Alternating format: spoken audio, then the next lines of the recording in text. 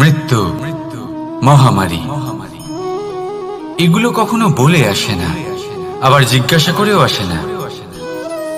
এমনই হয় দ্রুত ক্রীড়ার এই খেলায়। এক কারাগারের মতো, একটা মাকড়সার জালের মতো।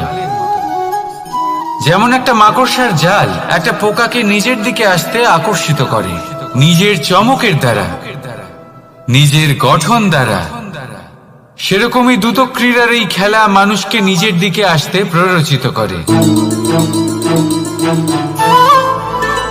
শেষে গিয়ে মানুষ আটকা পড়ে। পার্থক্য শুধু এটাই, যখন এক পোকা এই জালে জড়িয়ে পড়ে তখন সে তার প্রাণ হারায়।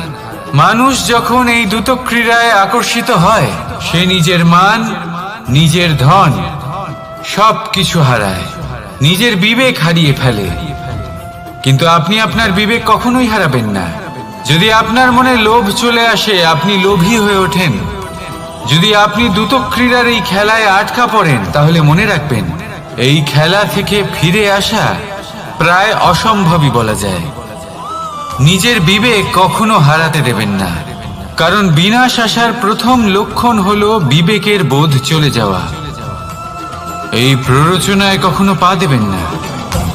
আর আমার সাথে ভালোবেসে বলুন, রাধা রাধা।